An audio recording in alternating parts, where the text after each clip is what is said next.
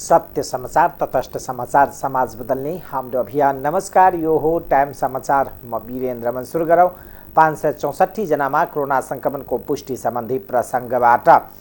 बुधबार पछिल्लो 24 घण्टामा 564 जनामा कोरोना संक्रमणको पुष्टि भएको छ। स्वास्थ्य तथा जनसङ्ख्या मन्त्रालयका अनुसार 4554 जनामा गरिएको परीक्षणमा 546 जनामा संक्रमणको पुष्टि भएको हो। 2778 पीसीआर परीक्षणमा 418 जना र 1676 एन्टिजन परीक्षणमा 146 जनामा संक्रमण देखिएको हो। बुधबार पछिल्लो 24 घण्टामा कोरोना संक्रमण मुक्त हुनेको संख्या 202 रहेको छ। त्यस्तै कोरोना संक्रमणका कारण पछिल्लो 24 घण्टामा 1 जनाको मृत्यु भएको छ। हाल नेपालमा कोरोना भाइरसको सक्रिय संक्रमितको संख्या 3929 पुगेको छ। उद्योग वाणिज्य तथा आपूर्ति मन्त्री दिलेन्द्र प्रसाद बडुले जनकपुर चुरोट कारखाना सरकारले सञ्चालनमा ल्याउने बताउनु भएको छ। बुधबार उद्योग मन्त्री बडुले विगत लामो समयदेखि बन्द रहेको जनकपुर चुरोट कारखानाको निरीक्षणपछि सञ्चारकर्मीसँग कुरा गर्दै सञ्चालनमा ल्याउने बताउनु भयो। सरकारको स्वामित्वमा सञ्चालन भई नाम कमाएर पनि बन्द रहेको चुरोट कारखानाको मेसिनहरूको अध्ययन गरेर उपयोगमा आउने मेसिनलाई सञ्चालनमा ल्याउने उहाँले बताउनु भयो। मन्त्री बडुले सरकारले राष्ट्रिय उत्पादन बढाउनको निमित्त भएको उद्योगहरूको क्षमता वृद्धि गर्ने, पूर्ण क्षमतामा चलाउने, नयाँ उद्योग खोल्ने र रुग्ण उद्योग सञ्चालनमा ल्याउने योजना बनाएको बताउनु भयो। पुराना उद्योगहरू पूर्ण क्षमतामा चलाउन र नयाँ उद्योग खोल्न स्वदेशी तथा विदेशी लगानीकर्ताहरूलाई विभिन्न सहुलियत दिएर सरकारले आकर्षित गर्ने र सरकारको स्वामित्वमा रुग्ण उद्योगहरू निजी क्षेत्रसँग सहकारी वा निजी क्षेत्रलाई भाडामा दिएर भए पनि सञ्चालनमा ल्याउने उल्लेख गर्नुभयो। मन्त्री बडुले अहिले सरकारको स्वामित्वमा रहेको विराटनगर जुट मिल, जनकपुर चुरोट कारखाना, हेठौरा कपडा उद्योग, बुटबल धागो उद्योग, गोरखकाली रबर उद्योग बन्द रहेको बताउनु भयो। उहाँले मुलुकको आर्थिक अवस्था सुधार गर्न, व्यापार घाटा कम गर्न, आयात प्रतिस्थापन गर्नका लागि बन्द उद्योग सञ्चालनमा ल्याउनु पर्ने आवश्यकता रहेको जिकिर गर्नुभयो। मन्त्री बडुले मुलुकका आयातमुखी भइरहेको अवस्थामा राष्ट्रिय उत्पादन बढाउन जरुरी रहेको बताउनु भयो। उहाँले मुलुकको उत्पादन बढ्यो भने आयात कम गर्न सकिने दाबी गर्नुभयो।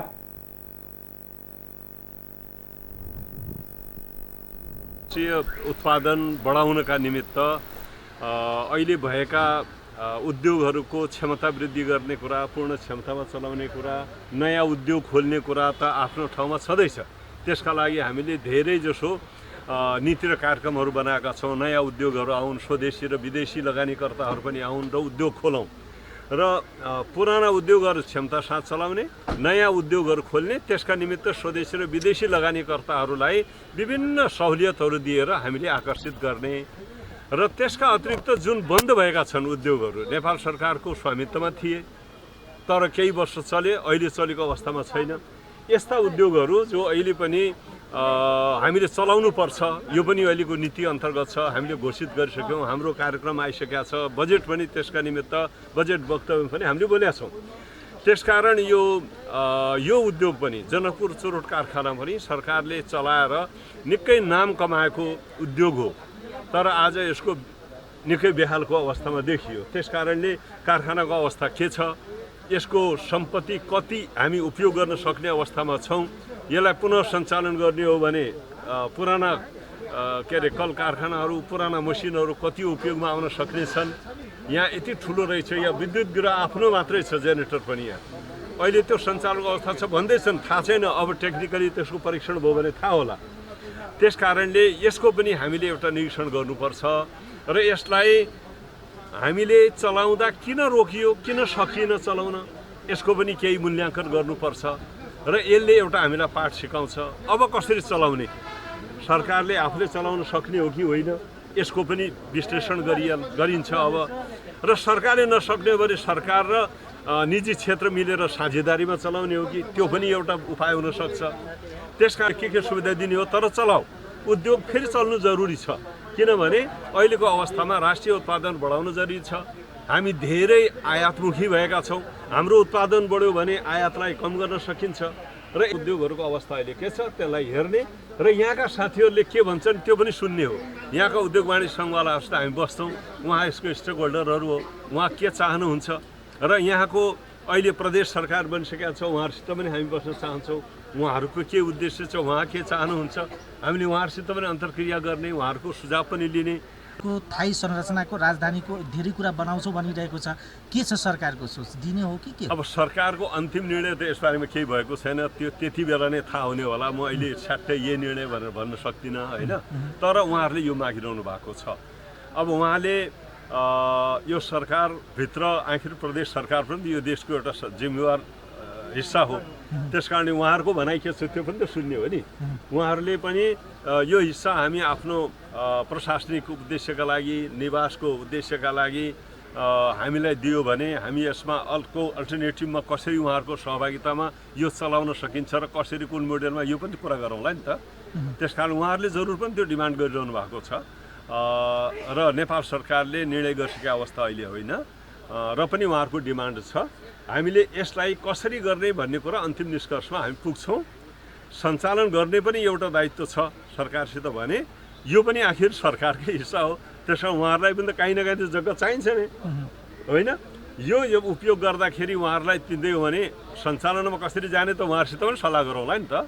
उहाँको पनि जिम्मेवारीको विषय हो यो, त्यस कारण उहाँसित हामी सल्लाह गर्छौँ। मन्त्री बडुले अब निजी क्षेत्र र सरकार दुवैले निर्यातजन्य उद्योग स्थापना गर्नुपर्ने बताउनुभयो। उहाँले सरकारले चालु आर्थिक वर्षको नीति कार्यक्रम र बजेटमा निर्यात उद्योग चलाउनको लागि विशेष सहुलियत दिने नीति अपनाएको समेत बताउनुभयो। मन्त्री बडुले जनकपुर चुरोट कारखाना पुनः सञ्चालनमा ल्याउनको लागि निजी क्षेत्र र प्रदेश सरकारसँग पनि समन्वय गर्ने बताउनुभयो। मध्य प्रदेशमा एक वर्षमै 47 करोड भन्दा बढीको भन्सार छलीको सामान बरामद भएको छ। आर्थिक वर्ष 78-79 भारतबाट भन्सार छली गरेर ल्याएको 47 करोड 22 लाख 67,198 रुपियाँ बराबरको सामान बरामद गरिएको मध्य प्रदेश प्रहरी कार्यालयका प्रवक्ता प्रहरी उपरीक्षक तुलबहादुर कार्कीले जानकारी दिनुभयो। प्रहरीले सवारी साधन र पाठबुर्जा 18 करोड 98 लाख 19,617 बराबरको बरामद गरेको छ। त्यस्तै किराना सामग्री 6 करोड 17 लाख 84,882, विद्युतीय सामग्री 1 करोड 20 लाख 12,569, लत्ता कपडा फेन्सी तथा अन्य सामान 19 करोड 69 लाख 63,381, सुन 19 लाख 59,838 र चाँदी 95 लाख 9,716 रुपियाँ बरामद भएको मधेस प्रहरी कार्यालय जनकपुर धामले जनाएको छ। प्रहरीले भन्सार छली गरेर ल्याएको सामग्री सहित 246 जनालाई समेत नियन्त्रणमा लिएको प्रवक्ता कार्कीले जानकारी दिनुभयो। मध्य प्रदेशका विभिन्न जिल्लाबाट एक वर्षको अवधिमा स्रोत नखुलेको 1 करोड 92 लाख 65,320 रुपियाँ बरामद भएको छ। आर्थिक वर्ष 78-79 प्रदेशका विभिन्न जिल्लाको विभिन्न स्थानबाट मध्य प्रदेश प्रहरी कार्यालय जनकपुर धामले स्रोत नखुलेको उक्त रुपैयाँ बरामद गरेको हो। एक वर्षमा विभिन्न 14वटा घटनामा उक्त स्रोत नखुलेको रुपैयाँ बरामद भएको मधेस प्रहरी कार्यालय जनकपुर धामका प्रवक्ता एवं प्रहरी उपरीक्षक तुलबहादुर कार्कीले जानकारी दिनुभयो। अवैध वित्तीय कारोबार तथा स्रोत नखुलेको रकम ओसार पसारमा संलग्न 33 जनालाई प्रहरीले नियन्त्रणमा लिएको पनि कार्कीले बताउनुभयो। नियन्त्रणमा लिएका मध्ये आरोप ठहर भएका 17 जनामाथि मुद्दा चलाइएको छ। बरामद रकम भन्सार कार्यालयमा बुझाइएको छ। नेपाल र भारत सीमा क्षेत्रमा हुन्डी मार्फत कारोबार हुने गरेकोले स्रोत नखुलेको रुपैयाँ बरामद हुने गरेको प्रवक्ता तथा प्रहरी उपरीक्षक कार्कीको भनाइ छ। सशस्त्र प्रहरी वा अन्य निकायले बरामद गरेको अवैध रकम यसमा समावेश गरिएको छैन। एसपी कार्कीका अनुसार उनीहरूले आफ्नै प्रतिवेदन तयार गर्ने गरेकोले यसमा समावेश नगरिएको हो। रौतहटमा जोखिममा रहेका 2 बालिकाको उद्धार गरिएको छ। मंगलबार जिल्लाको गौर नगरपालिका 5 स्थित नेपाल भारत श्री मैत्री अनाथ आश्रमबाट अत्याधिक जोखिममा रहेका बालिकालाई उद्धार गरिएको हो। राजदेवी नगरपालिका घर भएकी प्रभा सिंहले गैर कानुनी रूपमा सञ्चालन गरेको अनाथालयबाट जोखिममा रहेकी 2 बालिकाहरूलाई उद्धार गरिएको रौतहटका डीएसपी सुनिल मल्लले बताउनुभयो। अंदाजी वर्ष 13 की मनीषा कुमारी र 7 वर्षकी खुशी कुमारीको उद्धार गरी अस्थायी संरक्षण केन्द्रमा कार्यक्रम संयोजक मुकेश कुशवाहालाई जिम्मा लगाइएको डीएसपी मल्लले जानकारी दिनुभयो। जिल्ला प्रहरी कार्यालय रौतहटले जिल्ला प्रशासन कार्यालय, गौर नगरपालिका कार्यालय, राष्ट्रिय बाल अधिकार परिषद, बाल बालिका खोज तलास प्रदेश समन्वय केन्द्र लगायतको सहयोगमा ती बालिकाको उद्धार गरिएको जनाएको छ। उद्धारको क्रममा बाल हेल्पलाइन 12 कलैया सम्बन्धित वाडा अध्यक्ष र जिल्ला प्रहरी कार्यालय रौतहटका गौर लगायतको जनप्रतिनिधिको उपस्थित रहेको थियो। पूर्व पश्चिम राजमार्ग अन्तर्गत नवलपरासी बर्दघाट सुस्ता पूर्वको दाउन्नेमा बसमा आगलागी हुँदा 33 यात्रु घाइते भएका छन्। बिहान 5:30 बजे विनय त्रिवेणी गाउँपालिका 2 स्थित दाउने सडक खण्डको विश्वकर्मा मन्दिर नजिकका बस दुर्घटना भई आगलागी भएको हो। पश्चिमबाट पूर्वतर्फ जाँदै गरेको ना 5ख 5100 नम्बरको बस अनियन्त्रित भई सडकबाट उत्तरतर्फ पहाडमा ठोकिएको प्रहरी उपरीक्षक प्रज्वल महर्जनले जानकारी दिनुभयो। आगलागीबाट यात्रु घाइते भएका हुन्। घाइते मध्ये 6 जनाको अवस्था गम्भीर रहेको महर्जनले बताउनुभयो। घाइते 8 यात्रुको उपचार चितवनको भरतपुर स्थित पुरानो मेडिकल कलेज र अन्यको उपचार मध्यबिन्दु जिल्ला अस्पतालमा डण्डामा भइरहेको प्रहरीले जनाएको छ। राष्ट्रिय परीक्षा बोर्डले माध्यमिक शिक्षा परीक्षा एसई को नतिजा बुधबार सार्वजनिक गरेको छ। एसई मा 3.6 देखि 4 जीपीए ल्याउने विद्यार्थीको संख्या 9633 रहेको छ। 4,95,751 जना विद्यार्थी सहभागी रहेको परीक्षा बोर्डले जनाएको छ। कोभिड-19 महामारीका कारण 2 वर्षपछि विद्यार्थीले परीक्षा दिएका थिए। परीक्षामा 22,640 जना अनुपस्थित भएको देखिएको छ, जुन कुल सहभागीको 4.57% हो। परीक्षा बोर्डले 8 वटा ग्रेड विभाजन गरेर नतिजा प्रकाशन गरेको छ। सबैभन्दा बढी बागमती प्रदेशमा विद्यार्थी उत्तीर्ण भएका छन्। बागमती प्रदेशमा 1,07,425 जना उत्तीर्ण भएका छन्। यो कुल उत्तीर्णको 21.67% हो। 640 जना परीक्षार्थी परीक्षामा अनुपस्थित भएको अवस्था छ र त्यो संख्यालाई हामीले प्रतिशतमा हेर्यौं भने 4.57% हुन्छ। यसैगरी अर्को सबभन्दा सानो जीपीए 0.8 देखि 1.2 सम्म ल्याउने विद्यार्थी संख्या 3280 छ। त्यसलाई हामीले प्रतिशतमा हेर्दाखेरि 0.66% हुन्छ।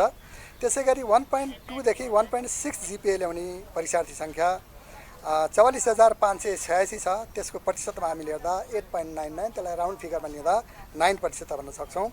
यसैगरी 1.6 देखि 2.0 जीपीए ल्याउने विद्यार्थी संख्या 1,05,594 जना छन् र त्यो टोटल विद्यार्थी संख्यासँग तुलना गर्दाखेरि 20,29 प्रतिशत हुन्छ।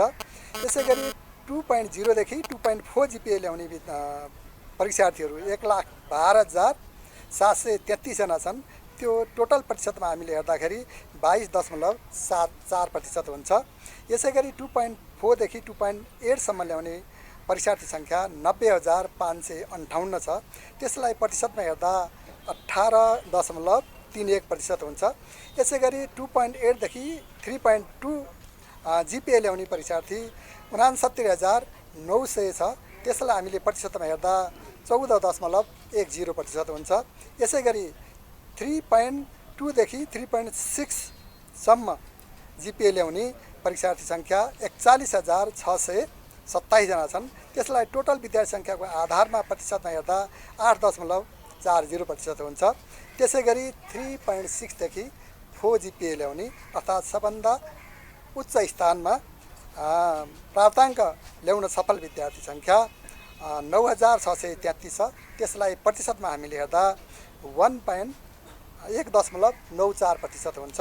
यसरी यो वर्षको जुन राष्ट्रिय परीक्षा बोर्डले सीमित परीक्षा केन्द्रहरूमा र विद्यार्थीको भौतिक उपस्थितिमा सञ्चालन गरेको नतिजाको स्थिति यस्तो रहेको बेहोरा म यहाँहरूलाई निवेदन गर्न चाहे र यसलाई हामीले प्रदेशगत रूपमा पनि नतिजा सार्वजनिक गरेका छौँ।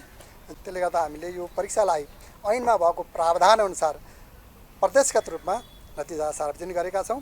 परीक्षार्थी गण्डकी प्रदेशमा 9.30% परीक्षार्थी, लुम्बिनी प्रदेशमा 17.45% परीक्षार्थी, यसैगरी कर्णाली प्रदेशमा 7.53% परीक्षार्थी संख्या छ भने सुदूरपश्चिम प्रदेशमा 11.5% टोटल प्रतिशतको आधारमा प्रदेशगत रूपमा र हरेक प्रदेशमा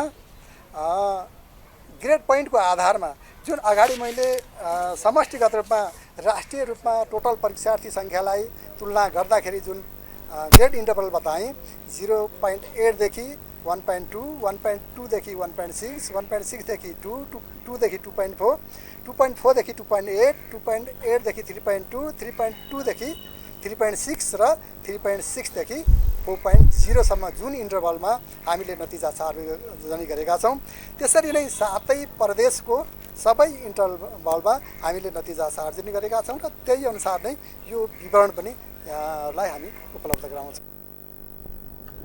त्यसपछि लुम्बिनी प्रदेशमा धेरै विद्यार्थी उत्तीर्ण भएका छन्। यस प्रदेशमा 86,487 उत्तीर्ण भएका छन्। कुल उत्तीर्णको 17.45% हो। तेस्रो नम्बरमा प्रदेश नम्बर 1 मा 84,491 विद्यार्थी उत्तीर्ण भएका छन्, जुन कुल उत्तीर्णको 47.04% हो। चौथो नम्बरमा मध्य प्रदेश 76,447 जना विद्यार्थी उत्तीर्ण भएका छन्, यो कुल उत्तीर्णको 15.5% हो। पाँचौं नम्बरमा सुदूरपश्चिम प्रदेश 57,010 विद्यार्थी उत्तीर्ण भएका छन्, यो कुल उत्तीर्णको संख्याको 11.5% हो। छैठौं नम्बरमा गण्डकी प्रदेशमा 46,129 जना विद्यार्थी उत्तीर्ण भएका छन्, जुन कुल उत्तीर्णको 9.30% हो।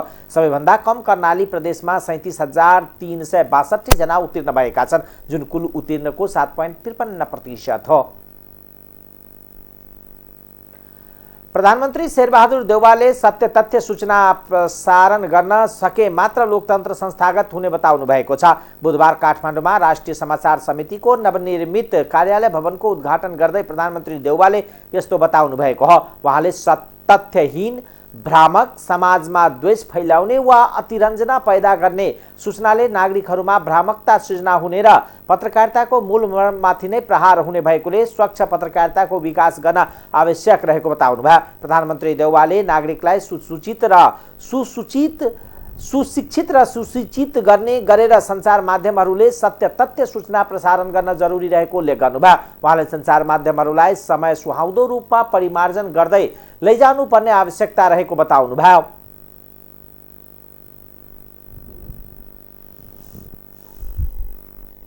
मन्त्र प्रसाद गर्दै नागरिकको सूचनाको हकलाई निश्चित गर्न राष्ट्रले आफ्नै सेवालाई थप चुस्त र वृद्धिमती बनाउनु, आफ्ना सबै जनशक्ति समेत क्षमताको उचित परिचालन गर्न सकोस् भन्ने शुभकामना दिन चाहन्छु। नागरिकहरू जति शिक्षित र समुचित हुन्छन्, सरकार त्यति नै नागरिकताप्रति जिम्मेदार जवाबदेही बन्न बाध्य हुन्छ।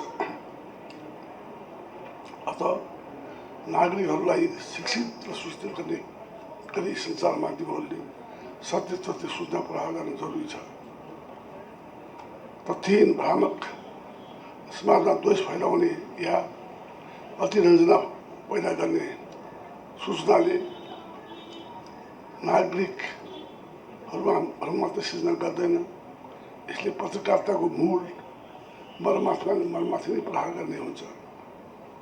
अतः स्वच्छ पत्रकारिताको विकासमा सहयोग पुर्याउने गरी राष्ट्रिय समाचार समितिले सूचना प्रवाह गर्न सदैव सजग हुनुपर्दछ। आज 21औं शताब्दीमा सञ्चार ज्ञानको स्रोत पनि हो। नागरिकहरूलाई नयाँ विषय घटनाका बारेमा समाचारकै माध्यमबाट जानकारी हुने गर्दछ। अतः समाचार सम्प्रेषण जस्तो संवेदनशील विषयमा सबैले जिम्मेदार भएर काम गर्न आवश्यक छ।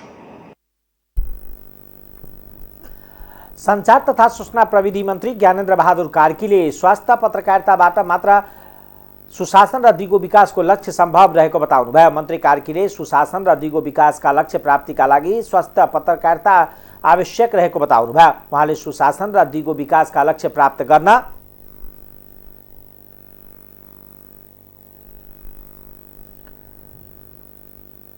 स्वास्थ्य, सत्य तथ्य, सृजनशील र व्यावसायिक पत्रकारिता आजको आवश्यकता रहेको बताउनुभयो।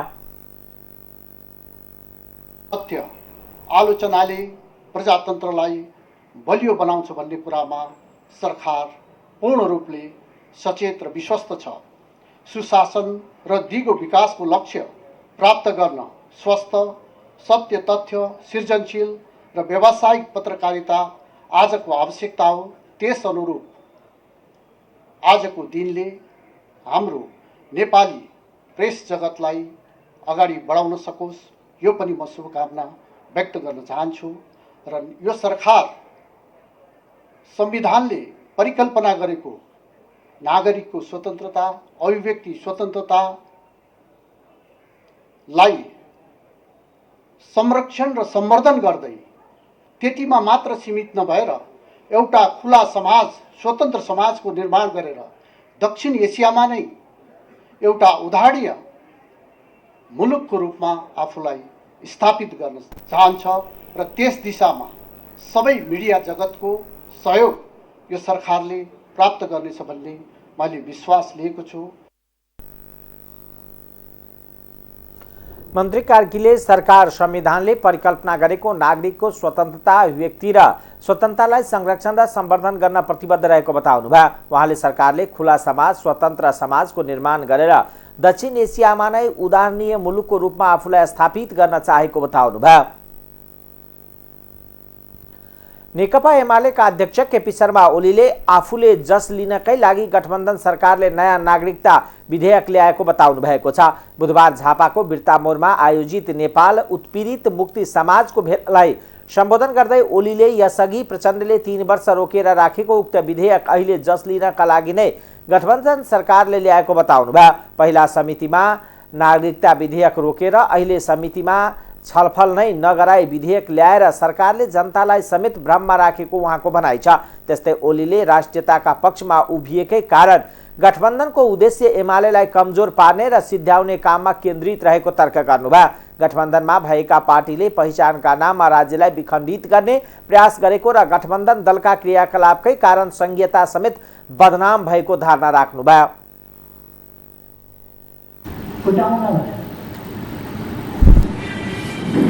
उनीहरू आफै पनि जुटेका होलान् आफ्ना स्वार्थले, अरूले पनि उनीहरूलाई जुटाइदिएको होला। कहिले कहिले आफै मेट्लाउँछन् भन्ने मात्रै छैन। तिम्रो स्वाभाविक मित्र यो हो, योसँग मित लगाऊ भनेर अरूले पनि मित्र लगाउँछ। त्यसकारण अरूले पनि यिनीहरूलाई जोड दिएका होला। यी आफै पनि आफ्ना स्वार्थहरू मिल्ने भएको हुनाले जोडिएका होला। यिनीहरूको सम्पूर्ण उद्देश्य यति बेला मुखरित उद्देश्य चाहिँ के हो भन्दा एमालेलाई कमजोर पार्ने, एमालेलाई सिद्ध्याउने सम्झौता गर्यो र राष्ट्रिय स्वाभिमानलाई माथि उठायो, आतंकित भयो।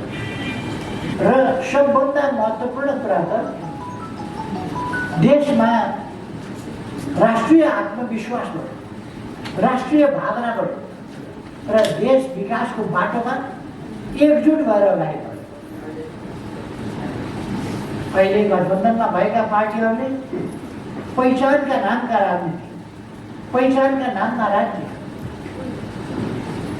यस्ता यस्ता नारा दिएर देशलाई विखण्डित गर्न सकिन्छ।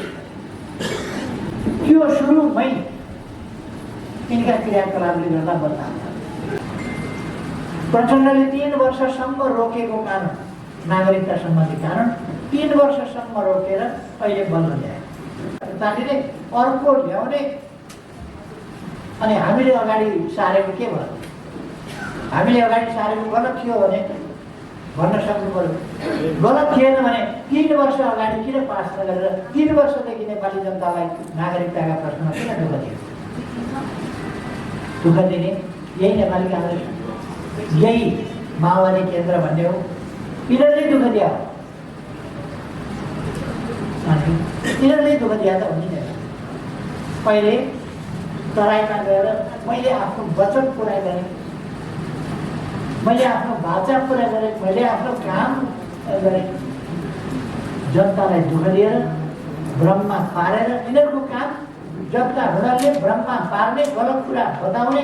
एमसीसी बिल्कुल गलत छ, राष्ट्रघाती छ, देशद्रोही छ, यसलाई पासै गर्नु हुँदैन भनेर त्यत्रो सडक भत्काए, त्यत्रो मारामार गर्न लगाए। अन्तिममा अघिल्लो सिटमा बसेर आफैले हुन्छ कि हुँदैन पास गर्नु भन्दा हुन्छ भनेर चलाएर पास।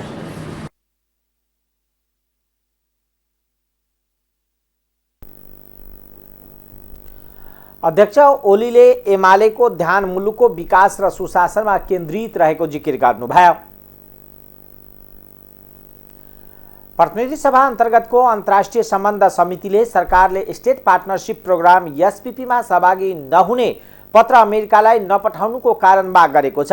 बुधबार बसेको समितिको बैठकले एसपीपीमा नेपाल सहभागी नहुने भनेर मन्त्री परिषदको बैठकले निर्णय गरे पनि हालसम्म अमेरिकालाई पत्र नलेखेको भन्दै पत्र नलेख्नुको कारण माग गर्ने निर्णय गरेको हो। समितिले 3 पटकसम्म सरकारका सम्बद्ध निकायहरूलाई पत्राचार गरी एसपीपी सम्झौतासँग सम्बन्धित कागजात माग गरे पनि नपाएकोले सो कागजात प्राप्त गर्न नसक्नुको कारण पनि माग गरेको समिति सभापति पवित्रा निरौला खरेलले बताउनुभयो। त्यस्तै प्रधान सेनापतिको अस्ट्रेलिया भ्रमणको सम्बन्धमा पनि विभिन्न प्रकारका हल्लाहरू आएकोले भ्रमणको सम्बन्धमा आधिकारिक कुरा आगामी बैठकमा सम्बन्धित निकायलाई बोलाएर लिने उहाँले जानकारी दिनुभयो। नेकपा एकीकृत समाजवादीका अध्यक्ष माधव कुमार नेपालले सैन्य गठबन्धनमा सामेल हुने कुरा कल्पना पनि गर्न नहुने बताउनुभयो। उहाँले समितिको बैठकमा बोल्दै पूर्व प्रधानमन्त्री नेपालले नेपाललाई कुनै पनि सैन्य गठबन्धनमा सामेल गराउनुको कुरा कल्पना पनि गर्न नहुने बताउनुभयो।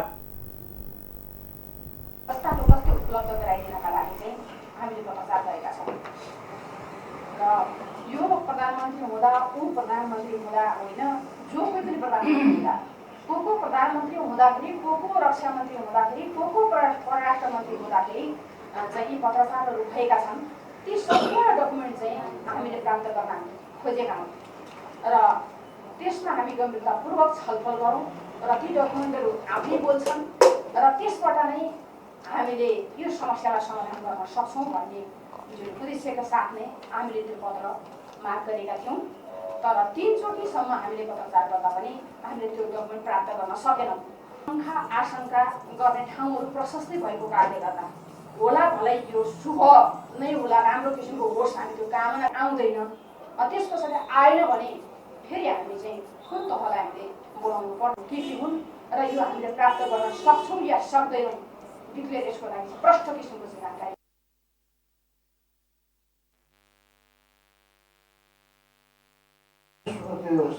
सुरक्षा स्वार्थको निम्ति नेपाललाई प्रयोग गर्ने भन्ने खालका सोचबाट उनीहरू मुक्त हुनुपर्छ।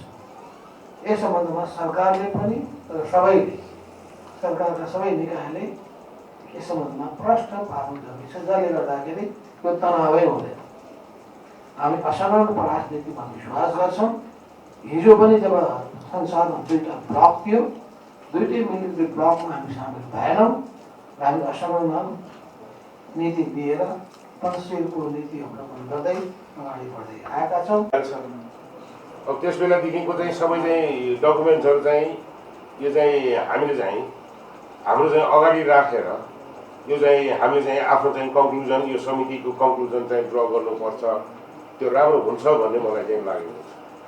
र हामीहरू चाहिँ अब भनौँ न समितिबाट निर्देश पनि गरेको छ, लेखेर पनि पठाएको छ।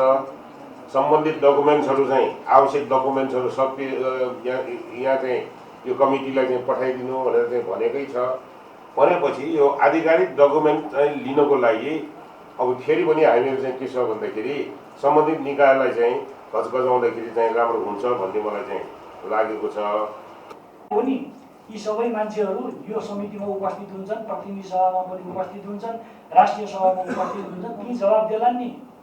त्यसकारणले म सभापतिहरूलाई के अनुरोध गर्न चाहन्छु भने यो जुन इग्नोर गरेर नपठाउने काम गरिएको छ यो खेदजनक छ।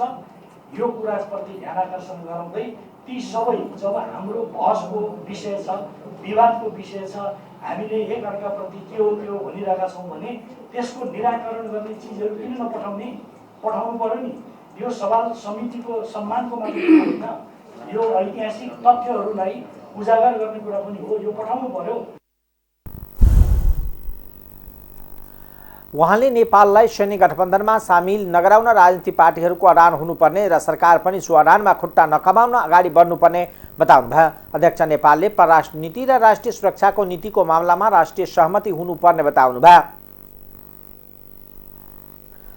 पूर्व राज परिवारले प्रयोगमा ल्याएका 3 सवारी नारायणहिटी दरबार संग्रहालयमा सर्वसाधारणका लागि प्रदर्शनमा राखिएको छ। नारायणहिटी दरबार संग्रहालय तथा गणतन्त्र स्मारक स्थापना तथा सञ्चालन विकास समितिले पूर्व राजा त्रिभुवन र महेन्द्रले प्रयोग गर्नुभएका 3 सवारी साधन सर्वसाधारणले हेर्न पाउने गरी खुल्ला गरिएको हो। संस्कृति पर्यटन तथा नागरिक उड्डयन मन्त्रालयका सचिव महेश्वर न्यौपानेले पूर्व राज परिवारले प्रयोग गरेका सबै सामग्री क्रमशः प्रदर्शनीमा राख्दै जाने नीति रहेको जानकारी दिनुभयो। समितिको अध्यक्ष समेत रहनुभएका सचिव न्यौपानेले संग्रहालयलाई थप व्यवस्थित बनाउन प्रदर्शन योग्य सामग्रीलाई क्रमशः सर्वसाधारणले हेर्न सक्ने गरी राखिने प्रतिबद्धता जनाउनुभयो।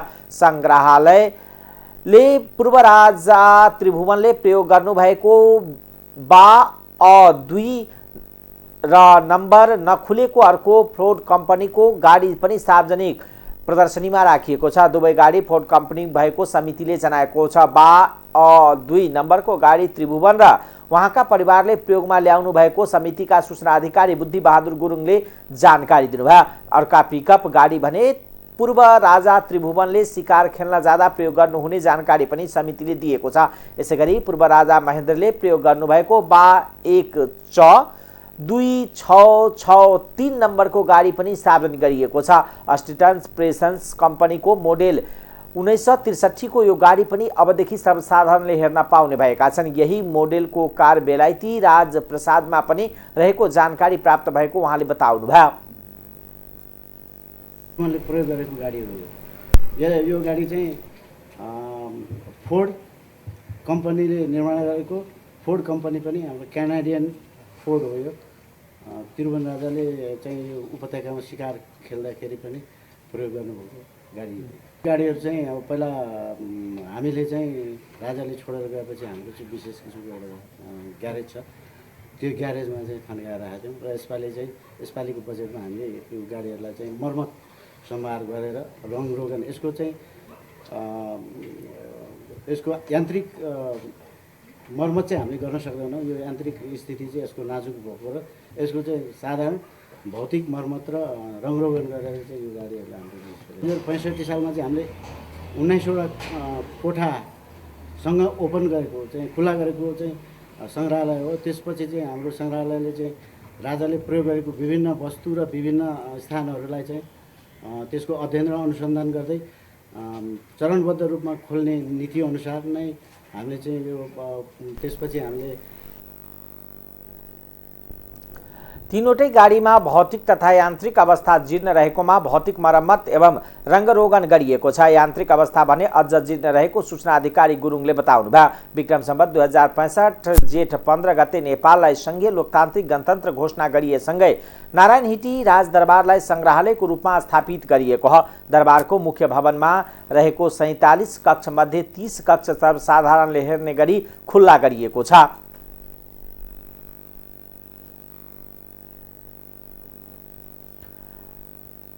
बाँकी 17 कक्ष पनि अध्ययन अनुसन्धान गरी खुल्ला गर्ने तयारीमा समिति लागेको छ। 754 रोपनी क्षेत्रफलमा फैलिएको नारायण हिटी दरबार क्षेत्र मध्ये संग्रहालयले करिब 511 रोपनी भाग ओगटेको छ। दरबार क्षेत्रको करिब 243 रोपनी क्षेत्रफलमा भने अहिले पनि नेपाली सेना बसिरहेको छ। नेपाली सेनाले ओगटेका क्षेत्रमा पनि केही ऐतिहासिक स्थल रहेकोले संग्रहालयले प्रदर्शनीमा राख्न खुल्ला गर्नुपर्ने माग गर्दै आएको छ। नव चलचित्र विकास बोर्डका नवनियुक्त अध्यक्ष भुवन केसीले बुधबार चलचित्र विकास बोर्ड अध्यक्षको रूपमा पदभार ग्रहण गर्नुभएको छ। सोमबारको मन्त्री परिषदको निर्णयबाट चलचित्र विकास बोर्डको अध्यक्षमा मनोनयन भएका केसीले पदभार ग्रहण गर्दै आफू बाहिर रहँदा उठाएका चलचित्रकर्मीको मुद्दालाई सम्बोधन गर्ने बताउनु भएको छ। उहाँले यसका लागि चलचित्रकर्मीसँग बृहत छलफल गर्ने र सोही अनुसार अगाडि बढ्ने बताउनुभयो। विकास बोर्डमा उनलाई सदस्य सचिव टङ्क महतसँगै बोर्डका कर्मचारीले स्वागत गरेका थिए। 2040 सालमा प्रदर्शित जुनीबाट अभिनय प्रवेश गरेका भुवन केसी त्यसअघि रेडियो नेपालको गायकको रूपमा परिचित थिए। उनले 100 बढी सिनेमा अभिनय गर्नुको अलावा दर्जन हाराहारी चलचित्र निर्माण गरेका छन्। म राम्रोसँग चिन्छु नै, सबैसँग म आत्मीयता छु। उहाँहरूसँग धेरै मैले काम गरिसकेको छु। उहाँहरूसँग धेरै उहाँहरूको साथ र सपोर्ट मैले चलचित्र निर्माता हुँदा पनि पाएको छु, आज कलाकार पनि पाएको छु। आगामी दिनहरूमा पनि उहाँहरूकै साथ सपोर्टको अपेक्षा राखेको छु र कार्ययोजनाहरू मैले अघि भनिसकेँ। कार्ययोजनाहरू हामी बिस्तारै एउटा चाँडै नै गोल चेयर्स सम्मेलन गरेर हामी कुन कुन कार्य कसरी गर्दै जान्छौँ भन्ने कुराहरू व्यापक रूपमा हामी छलफल गरेर नै हामी अगाडि बढ्नेछौँ। दैनिक कार्यहरूलाई पनि अझ चुस्त दुरुस्त र फास्ट राम्रो र हाम्रो नियम कानुन परिधिभित्र बसेर त्यसलाई यस कारणले त्यो जिम्मेवारीलाई पनि लिएर हामी चाँडै नै सबै कुराहरू राम्रोसँग सहज तरिकाले गर्ने नै छौँ। चुनौती का चाङबीच चलचित्रकर्मी को सर्वोच्च संस्था विकास बोर्ड को अध्यक्ष बनेका त्रिभुवन भुवन केसीबाट चलचित्रकर्मीले क्रान्तिकारी कदमको अपेक्षा गरेका छन्, तर विवादास्पद छविका कारण उनले अपेक्षा अनुसार काम गर्न नसक्ने मत पनि उत्तिकै प्रबल छ। राष्ट्रिय प्रजातन्त्र पार्टी राप्रपाले सरकारले आफ्नो माग पूरा नगरेको तेस्रो चरणको आन्दोलन गर्ने चेतावनी दिएको छ।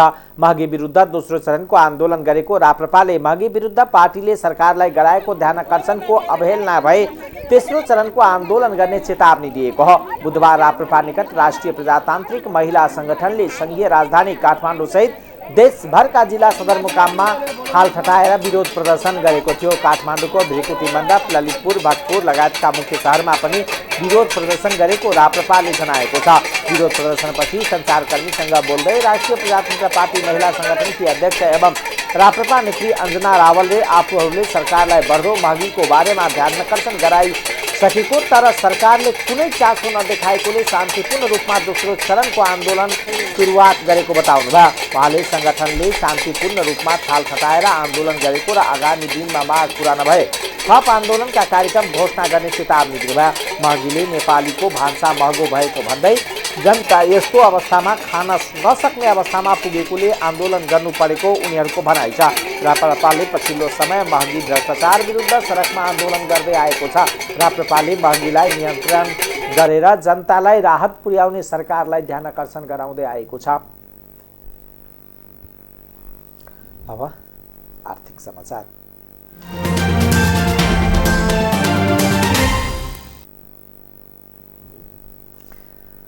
हालसम्म 8 वाणिज्य बैंकले गत आर्थिक वर्षको चौथो त्रैमासिक वित्तीय विवरण सार्वजनिक गरेका छन्। NIC, Asia bank, global IME bank, Sanima bank, Machhapuchchhre bank, Prabhu bank, Laxmi bank, citizen bank international र सनराइज बैंकले चौथो त्रैमासिक वित्तीय विवरण सार्वजनिक गरेका हुन्। यी 8 बैंक मध्ये एनआईसी एसिया बैंकको सबभन्दा बढी लाभांश वितरण गर्ने क्षमता छ। गत आर्थिक वर्षको चौथो त्रैमासमा कम्पनीको विवरण योग्य नाफा 2 अर्ब 24 करोड भन्दा बढी रहेको छ। उक्त विवरण योग्य मुनाफामा आधारमा यस कम्पनीले लाभांश क्षमतामा 19.43% राख्दछ।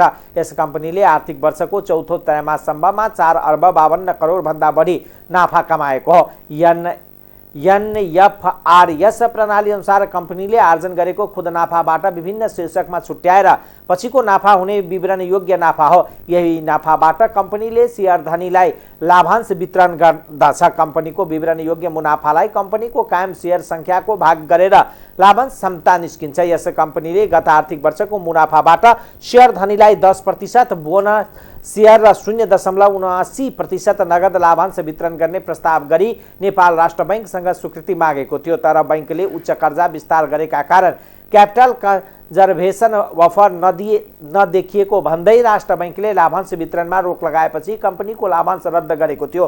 त्यसैगरी दोस्रोमा ग्लोबल आईएमई बैंकले लाभांश क्षमता 13.45% रहेको छ। कम्पनीले अघिल्लो आर्थिक वर्षको मुनाफाबाट शेयर धनीलाई 10% बोनस शेयर र 3.50% नगद लाभांश वितरण गरेको थियो। गत आर्थिक वर्षको चौथो त्रैमाससम्ममा कम्पनीको विवरण योग्य मुनाफा 3 अर्ब 19 करोड रहेको छ। वित्तीय विवरण सार्वजनिक गरेको 8 वाणिज्य बैंक मध्ये सबैभन्दा कम लाभांश क्षमता सनराइज बैंकको 2.53% रहेको छ। यस कम्पनीको विवरण योग्य नाफा गत आर्थिक वर्षको चौथो त्रैमाससम्ममा 25 करोड 61 लाख रहेको छ। सबभन्दा बढी खुद नाफा भने ग्लोबल आईएमई बैंकको छ। बैंकले 5 अर्ब 20 करोड भन्दा बढी कमाएको छ। अब अन्तर्राष्ट्रिय समाचार।